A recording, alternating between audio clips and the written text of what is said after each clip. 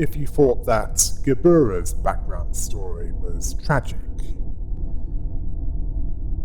what you're about to hear from me is going to get worse. Believe me, it will be.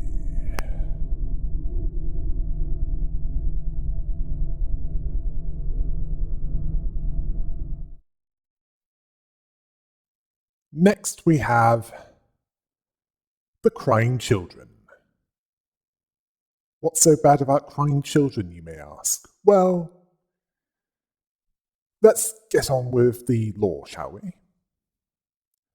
We pick up where we left off from the 8 o'clock circus, where Oswald greeted Philip, still wielding the power of his brimstone EGO. Oswald greeted Philip and welcomed him to the 8 o'clock circus, where they bring the bestest of the smells to city people who have lost their flower stalks. Well, thankfully, Oswald, you're not dealing with an arts critic. Otherwise, you'd be losing more than just your flower stalks and smell worse than you already do. Ignoring Philip's disoriented remark, he goes on to tell him that their singular purpose is to spread the flower seeds of the people, saying that if 10 people could become clowns and blow up 1,000 flowers, the world would become more joyous. Oswald, opium only provides temporary relief and years of pain and suffering. Speaking of which, Philip was still struggling with his surroundings and his partial EGO, quickly figuring out that the monsters that he was around are all people, or at least used to be. Oswald, as outside reality as he usually was, confused this for shyness. No, Oswald. A fast blue adrenaline junkie running away from a pink fangirl with an explosive temper that's toned down more recently. That's shyness. Regardless, Oswald introduced him to Miss Mermaid and Mr. Knife. Their efforts, including Miss Mermaid delivering some of the most painful singing outside of any Kirby game when that pink demon has access to a microphone, was not well received by Philip, much as Oswald wasn't satisfied, but for different reasons, such as her voice being too small or possibly feeling timid.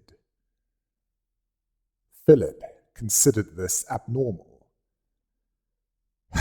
Says the one with the brimstone sword and a shield that a certain Final Fantasy villain would kill him for. And probably would. Oswald found this amusing, asking who got to decide what's normal or abnormal.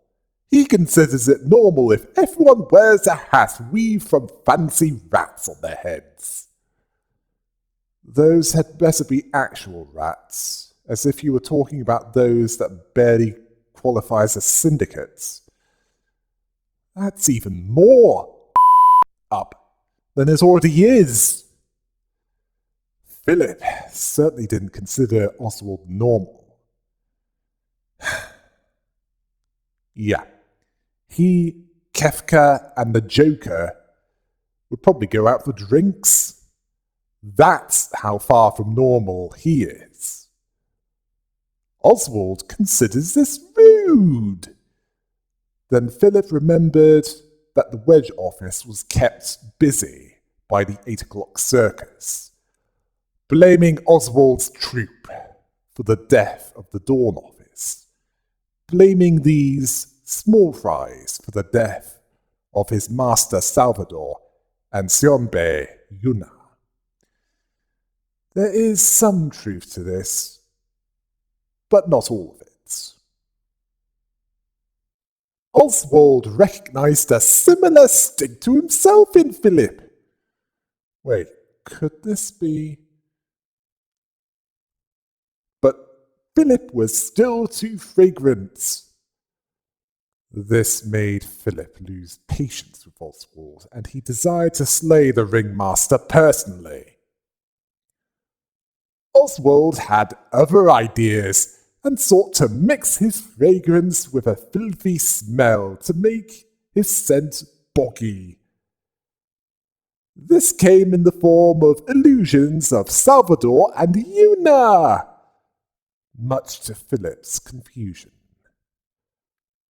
Oswald seeing them as the three clowns who would lead the show.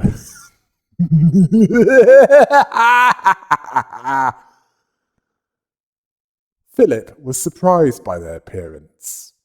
Not that Oswald cared. He saw this as a stimulant, one that would lead to laughter and entertainment.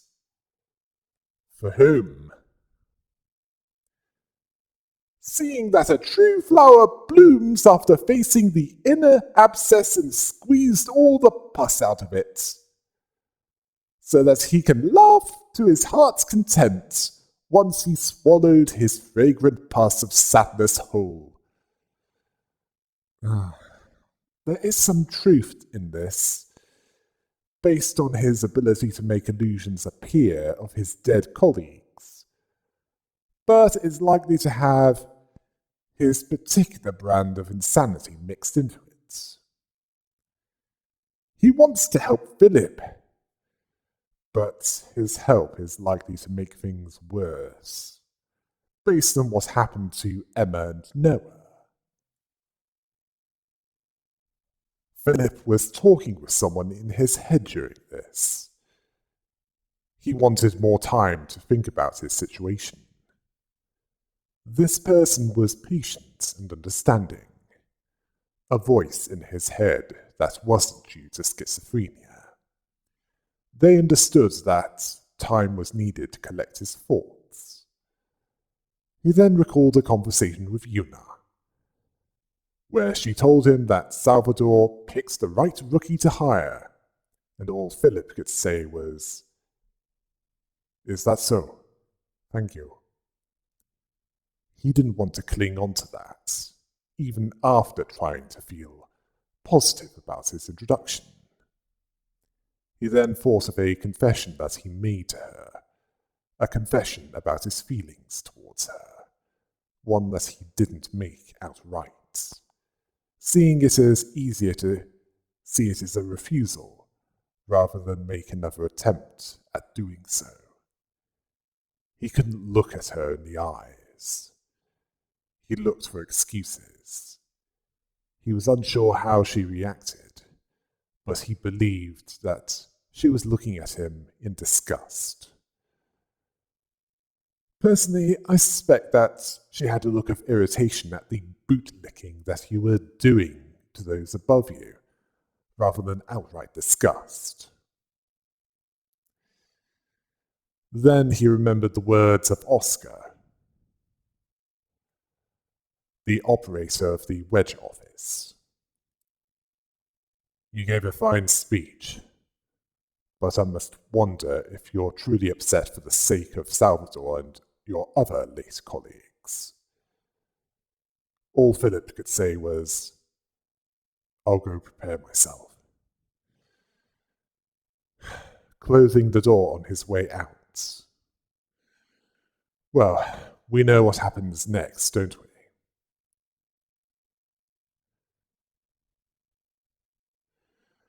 Although he was questioning if he didn't want to hear more of what he had to say, due to lacking the energy to respond strongly enough to him. Well, regardless of the reason why, Philip couldn't stand him putting the blame on him for leaving Salvador and Una behind in the library to warn them of the threats. He remembered her saying, "You must close your ears when someone utters with useless words or speaks with harmful intent."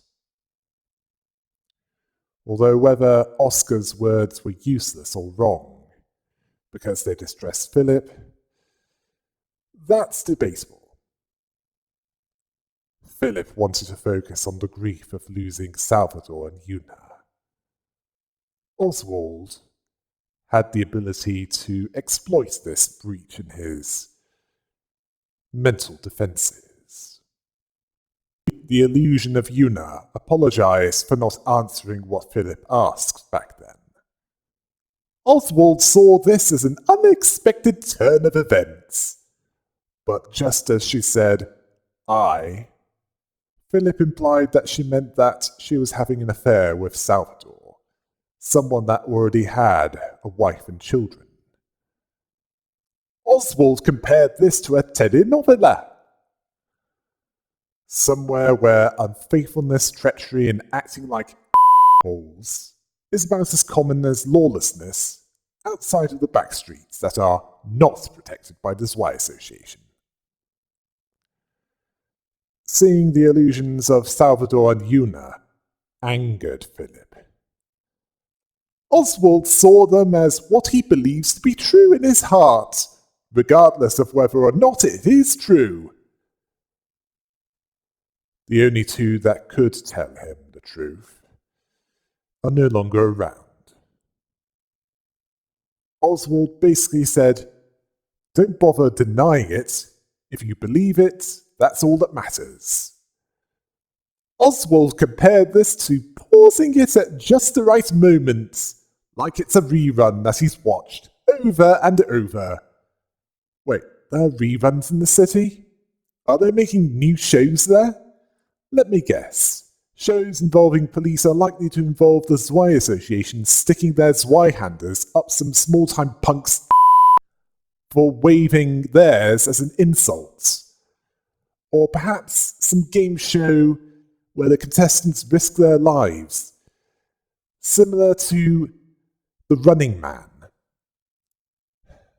There might even be the contradiction in terms that is a talent show, where if you're not good enough as far as the judges are concerned, they'll kill you in whatever manner they see fit. Regardless, Oswald made Una ask, "Did you know the reason that I shunned you and the topic he wanted to discuss with you?" Philip was tormented by this, even knowing that it was an illusion. Then Oswald made Salvador say, "That's enough, Philip. We were simply..." Which resulted in... it resulted in Philip having a bout of paranoia, believing that they all toyed with him. Even as the illusion of Salvador asked him if he made any effort to advance his goals. All he did was spend most of his energy creating less than flattering delusions about others, because Una didn't give him a straight answer. The illusion of Una even asked him if he has any right to blame them. The human brain can have some difficulty telling reality from illusion. Horror films can induce bowel-loosening terror. While Salvador and Una were standing in front of him, even as illusions, this made Philip react with hostility, telling them to shut up, not wanting to hear them out. The illusion of Una considered him to be pathetic, running away alone, playing the victim, that he can even clean up the mess caused by his incompetence, is considered a bad joke. as he can only shamelessly make excuses for his failures and disappointments. There is some truth to this, but whether Yuna believed this herself and was just too polite to say it, or not, that's hard to tell. The illusion was unrelenting in her criticism of Philip, for blaming them for his running off without speaking of why he ran off, that he believed that he wanted to believe in order to feel better, to pretend that it's for others before himself, rather than be honest with himself. Again, there is some truth to this. Oscar recognized this before Philip did. Philip believed that they abandoned him. Then the illusion of Salvador told him that he was foolish to put his trust in him.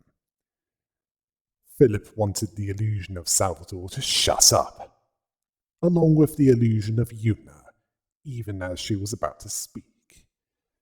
He didn't want words that would likely wound him, and he didn't want to take the chance of words that would protect him. He continued to run away from the truth, seeing others as the villains of his story, all to make him feel better. Seeing the truth in Pamela's words, he believed whatever was convenient, seeing it as never his fault. Who else does this make me think of? Oh yes, the synthetic spawn of Ian and Carmen. Anyway, he sees others as bad. He saw how shallow his bootlicking was towards Salvador and Yuna. He considered it shameful to admit that what he believed was a lie, acknowledging his vice and embracing it. He could have embraced the truth and been more honest with himself. Unfortunately,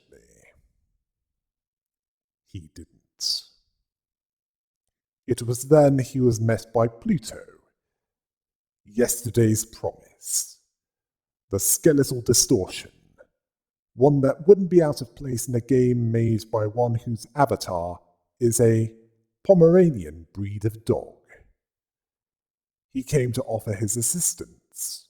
Now, so far, signs of his handiwork made around the city include a corpse with a symbol of his in the back streets that the rats discovered there, with the innards torn apart, and the 1,000 Needles instance that the Dawn office, well, specifically Yuna, investigated, where he made a contract with a resident of that district, which resulted in them blowing up, shooting needles in all directions, which melted buildings that they hit, even causing a chain reaction of exploding people that they also hit, which formed together to create something that would make people explode in a way if they did what Ghost Rider tells the guilty to do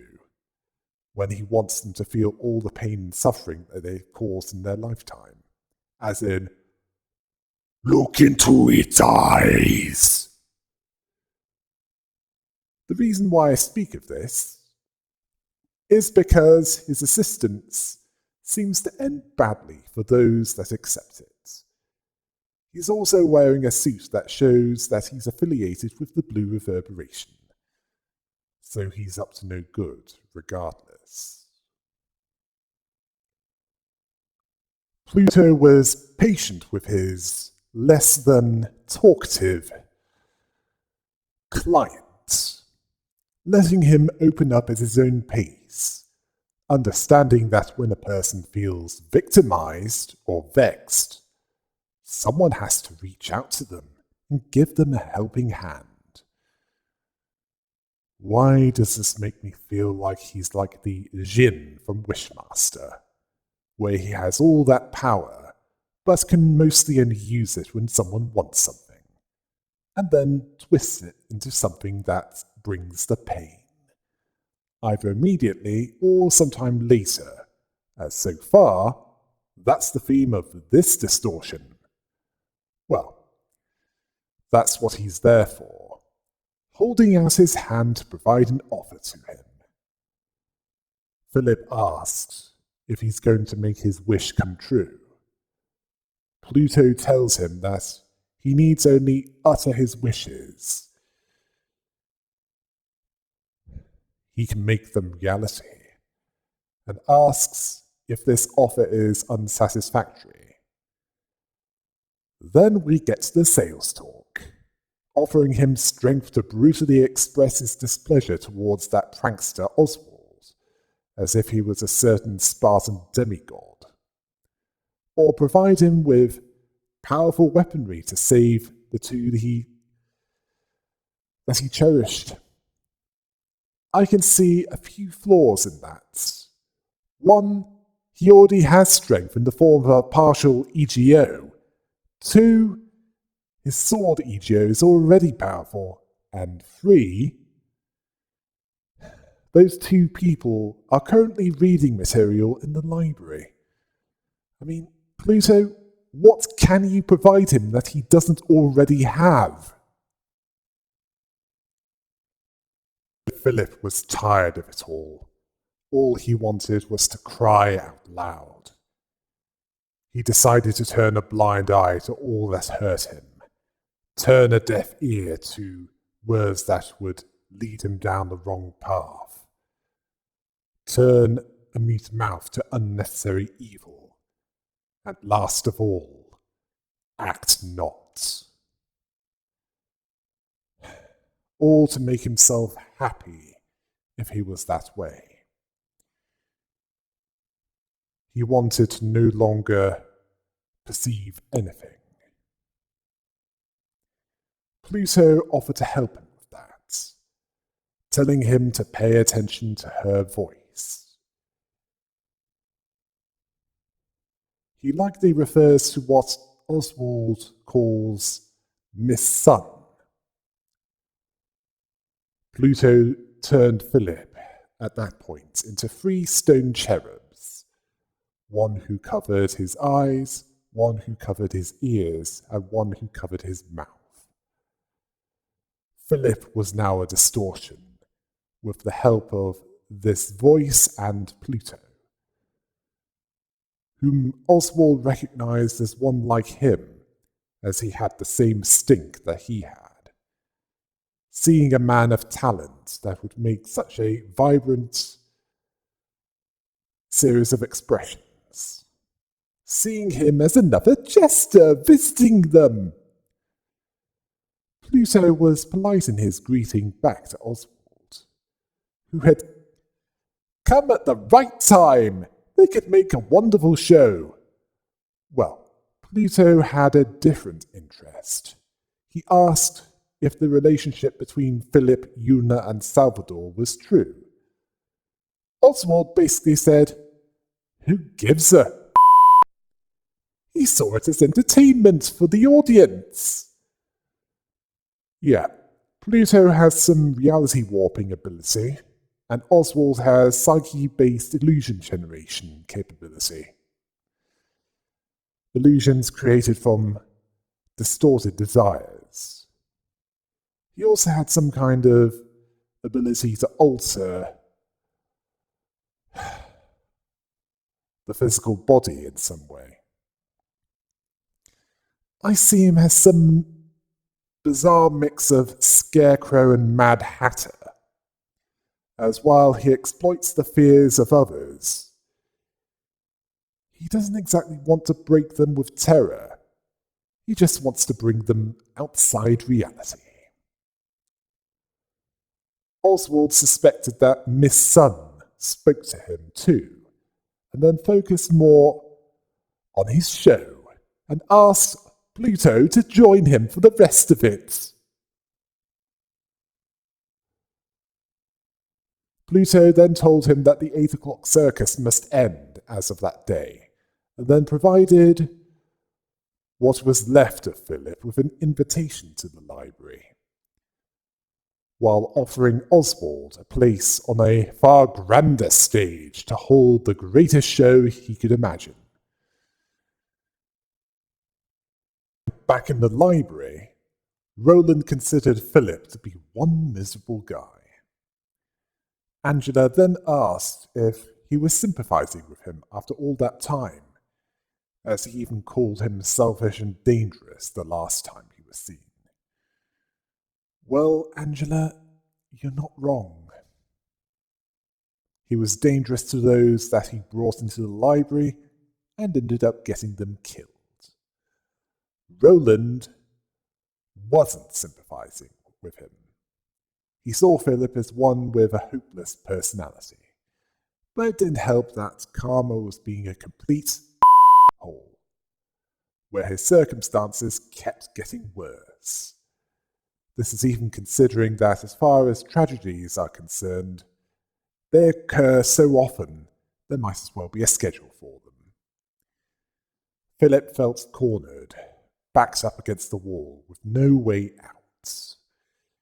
He could have worked it out and overcome it if he had enough time to think about it in a place of relative peace and safety. Unfortunately, there appears to be a vindictive power in that world, as the teleportation device sent him right in the middle of the 8 o'clock circus, where Oswald broke his will again. Roland didn't find this fully his idea of entertainment.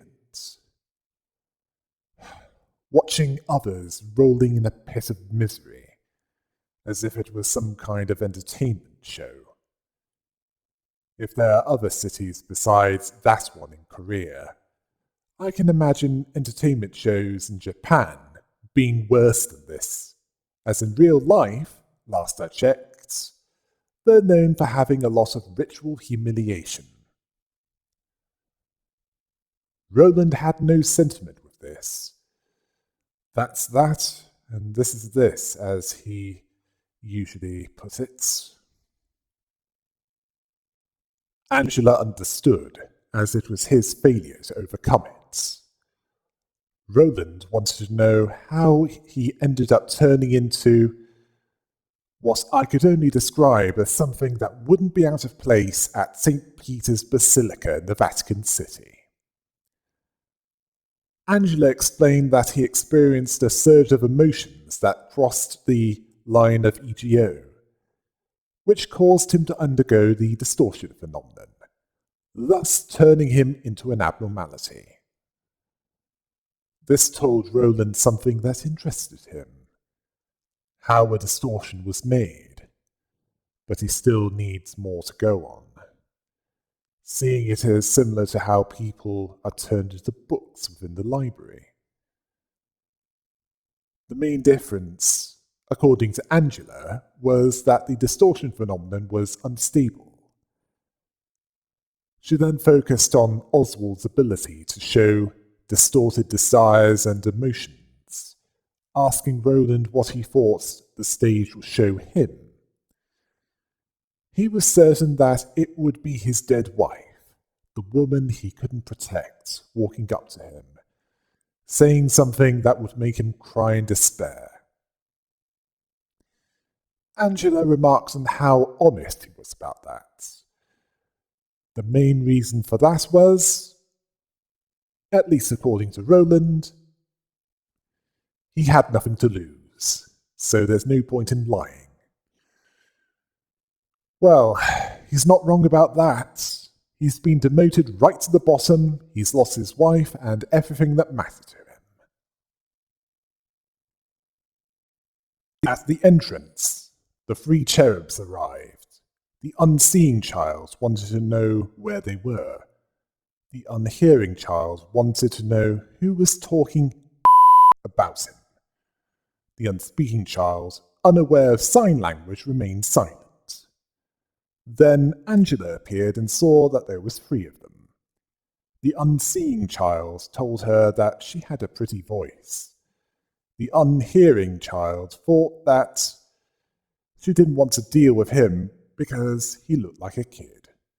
Well, at least his immaturity hasn't changed. The unseeing child asked if she was staring down at them. The unhearing child said that she did, calling the library a weird place. Angela saw them as uncouth, while the unseeing child asked about the noise. The unhearing child thought that she was making all kinds of insults at him. Angela just told them to go through the door behind her.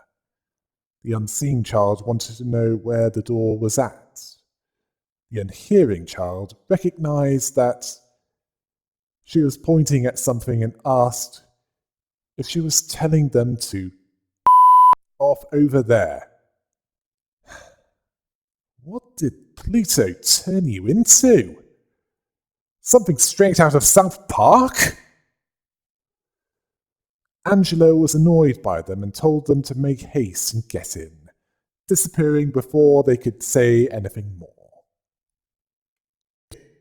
It was a tough battle for the librarians. The cherubs made more of themselves and occasionally came together to form a brimstone angel. This resulted in Philip becoming more powerful than before, even more so than the previous encounter, wielding his partial EGO. He was scattered into cherubs and then reformed again a few times before he was defeated, although one cherub proceeded to fly away. Well, that's another thing that's consistent. Well, if he was in a more peaceful place to think about what he was going through, in a less mentally damaging way, he could have fully manifested his EGO and become a true force to be reckoned with. I doubt that we've seen the last of the crying children. After this battle, Roland told her about what happened, that one of the cherubs separated and flew away, as the rest of Philip was turned into a book. Angela agreed that nothing much really changed about him, even as a distortion. She saw it as the library's will that this happened, which, according to Roland's remark, works in mysterious ways. Okay, where's your hat and sunglasses? I bet you have a great singing voice. Roland knew how ugly the human mind could be, but that was nastily explicit, even by that standard. Angela theorized that everyone had such deep vulgarity deep inside their minds, covered up in layers of facade. What, like Dr. Arthur Newman, that fictional psychiatrist from The Mask, saying, "We all wear masks, metaphorically speaking." Let's hope that there isn't an abnormality similar to the one in that movie, or even the source material. Well, that vulgarity is likely to vary from person to person. Roland sees it as the distortion unwrapping it all to expose their true feelings. Angela isn't sure that it's the pure expression of their unadulterated feelings, but rather they're being distorted as they're being revealed. She sees it as their most honest side regardless. Roland compared this to feeling like they're nude, where letting out all your honest feelings is probably some of the most awkward and embarrassing moments that could happen. If I understand this correctly, the distortion is similar to how the mask works in the source material, where it gives the id arms and legs and powers to make its desires reality. while suppressing the ego and the superego. Basically, the id says, I want this. The ego says, I want to get this in this way. While the superego says, I want to get this only if it doesn't conflict with my own morality. It would appear that the distortion is much like this, except it doesn't fully suppress the ego and superego, as all distortions that have appeared so far either have a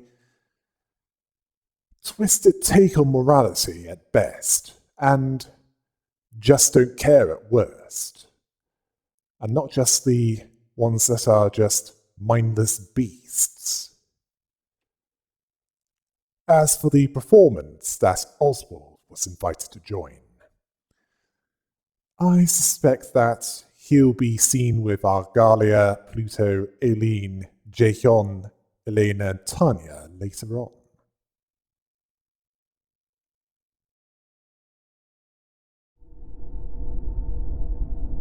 Okay, next one will be where it gets disgusting. And I'll be able to finally conclude the Urban Nightmare Law section. Until next time. Hail the rabbit!